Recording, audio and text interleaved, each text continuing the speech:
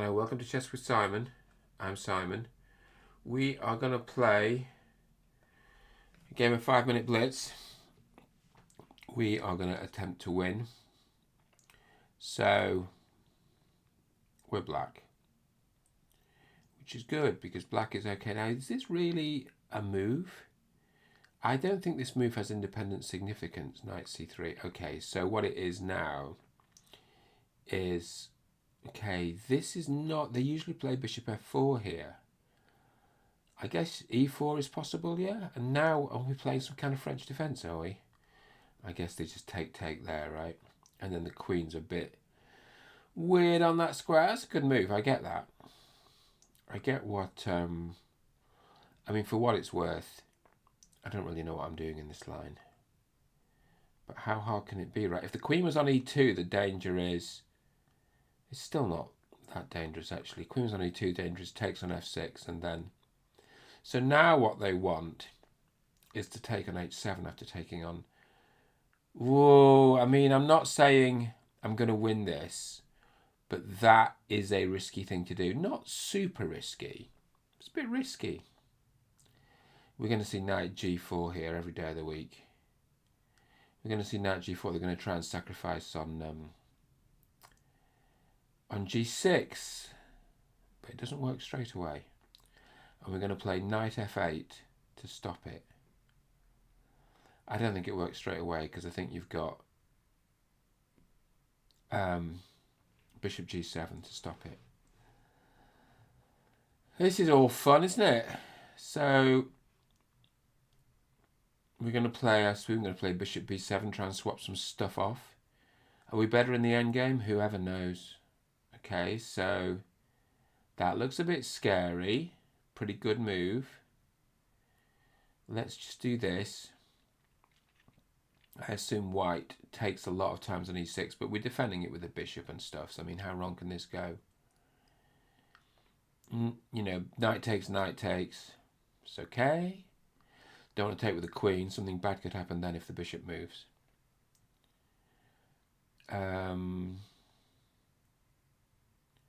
Got a nice little check on f4. That could come very handy.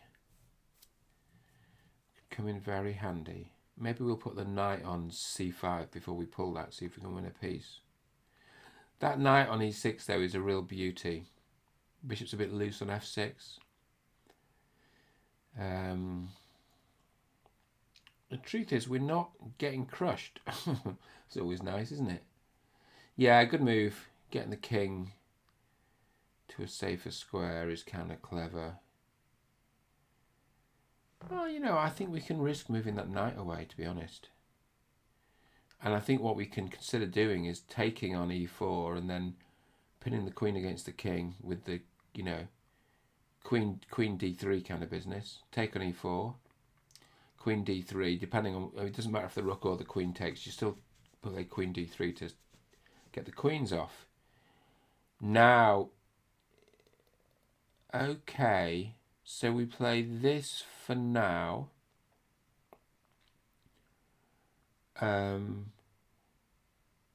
Knight takes f7 doesn't work. I mean, it works if you mean allows me to win the game, but it doesn't allow black to win the game. Now, what I'm trying to do is take on e4 and then play queen d3. I'm constantly trying to just swap off, and the reason I'm trying to swap off is not because I'm a coward, but because, although I am, but because I think we're better in the endgame, or at least equal.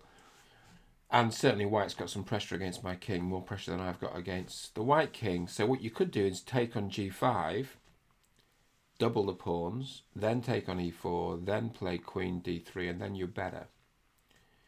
We're also getting ahead on time a bit. It doesn't work, does it? I mean, do you believe that? Well, okay. I just don't buy it. Do you buy it? Do we buy it? What's the threat? Oh, they're going to take another pawn. I suppose it's 3 pawns, is it? Yeah, I don't believe it. Because after you take the pawn, I'm playing queen d3. And I've got, it's a piece for 3 pawns. So it's material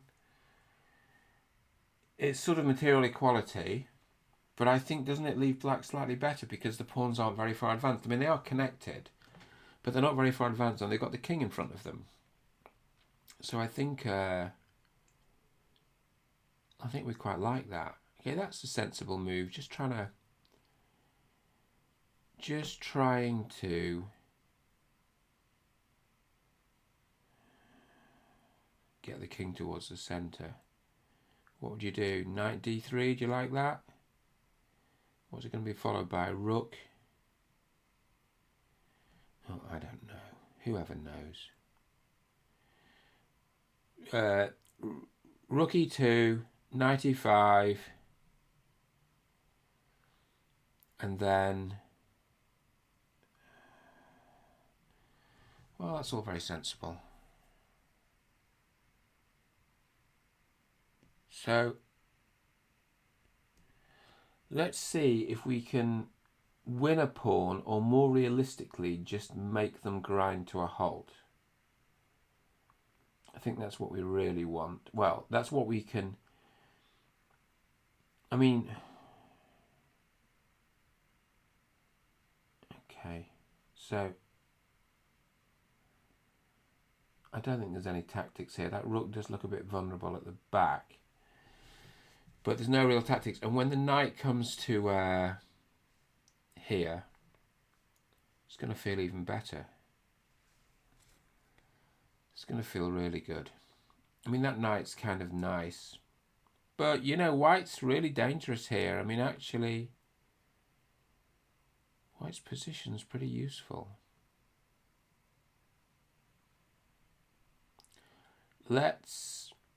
What we're going to do is try and get the rooks. Well, that rook is on the open file, so it's pretty powerful.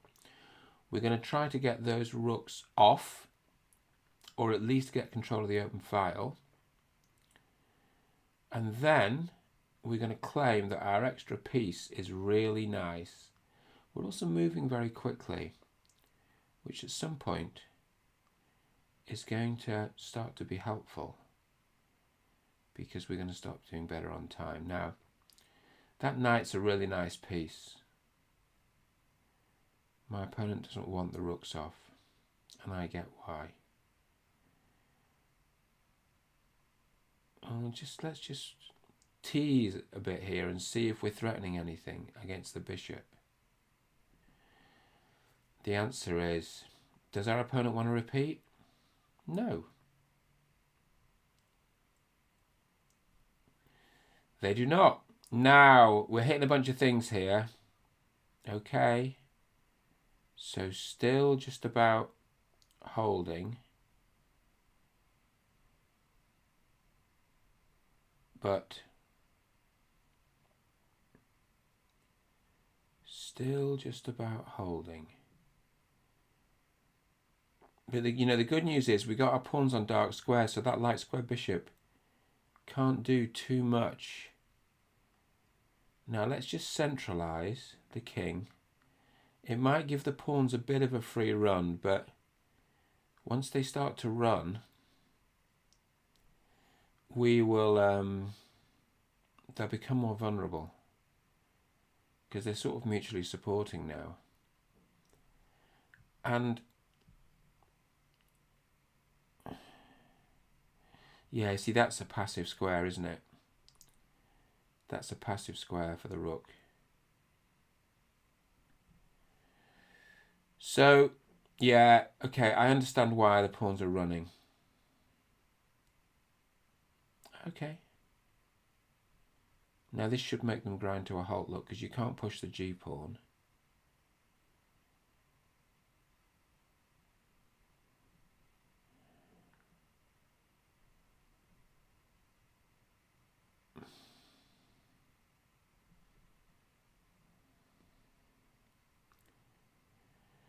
Yeah, okay. Gotta make sure we don't get forked, right? Forktown, population us. We won on time. What do we think of that? What we think of that is, look, we did transpose into a French. What we think of that is white's ever so slightly better. Okay, let's try another. Okay, let's play e4. That's a good opening. Sicilian defence. I've heard of that. This is the Rossolimo variation. I don't know exactly. I've started playing this these days with the idea that we've got 2 pieces out and black's got no pieces out. Isn't that a good thing? I mean, the knight on b5 is a bit weird, but it's not that weird. Look, it's back on c3 now. So what we're going to do is play d4, and we're going to have a sort of typical Sicilian, except black hasn't got any pieces out. Okay, so the light square bishop's coming there. That's sensible. We're already castled. Well, should we just do this? See what happens. Should we just play f4, f5? I mean, I'm not sure f4 is such a good move, really, in general, because it just opens up the king, doesn't it? Okay, so it's possible for black to do this, but I don't believe it's advisable, although I may well be proved wrong. And the reason I don't believe it's advisable is because the development advantage is just so large for white now. Okay, so white was threatening to swap off my knight. And now, okay, that might have been a bad move. Maybe f5 was just better. Simply play f5. We've got to remember that knight is vulnerable. Look at the development difference, though. That knight's vulnerable on a4. It's undefended, and also there's a way of checking the king, but it all cancels out because the knight is stopping the queen checks on b6 and the bishop check on c5. Look, I'm threatening to take twice on e6 already. Really optimistic, although maybe I'm not. You know, chess is a hard game, and actually the Sicilian defence is you're particularly vulnerable to sort of reversals, really. Okay, I like that bishop there because, for instance, knight b6 is possible, bishop b6 is possible. After knight e7, bishop c5 is possible. Queen c4 is possible. No, I don't like that. I don't like that. I think this is a bunch of messing around. I mean, where's the development? Come on, I can do better here. I can do well here. For instance, queen d3, if you take the knight, it's checkmate. Hilarious. Absolutely hilarious. It's not easy to stop. I mean, it's... Yeah, but you know, what do we think of this? Our instinct is this is not good. So queen d7, bishop e7, queen e6, king d8,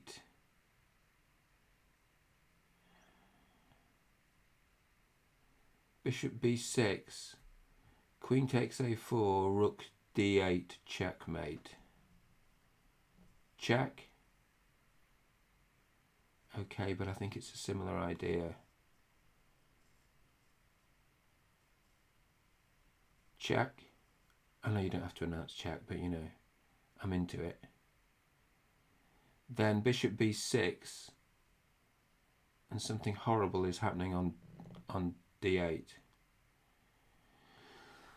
Maybe black's got a way of stopping it. Maybe. Yeah, thank you, good game. I enjoyed that. I would love another, but I think I need to recover from this. Oh, I made 4 blunders. Can you believe that? I made 4 blunders. Didn't feel like a 4 blunder game. Felt like quite a fun game. I mean, okay, we both had fun. It wasn't the most accurate game in the world, but it's a lot of fun. It's creative. So this was bad. This was bad. Or it's just, this is kind of a hack move, isn't it? This is kind of a, you know, okay. So, but I think what the engine fails to understand is we've got such a development advantage. I think in a human game, particularly in Blitz, Okay, so again, f5 was better. Yeah, I wanted to play it. I thought of f5 in the game. I get that. I think, you know, in the Sicilian, black has to be careful because black often gets a structural advantage but lags in development. And if you lag too much, it can be horrendous. Yeah. So I just had the feeling this was going to go. And I suppose Queen d3 is good. Queen h5 checks better. Okay, if you say so. I think I saw the mate here, didn't I? Well, not quite. Queen c4 checks better. Okay. And yet, I still enjoyed the ending. Yeah, you got to put the queen in the way. So this wasn't played, but this is what the engine wants to play. Okay, but any human player knows that this is just prolonging the inevitable. So thanks to my opponent. That was fun. I enjoyed that. I suppose I should analyse the previous game. But I'm not gonna. We can't always do the right thing. Hope you're all well. See you soon.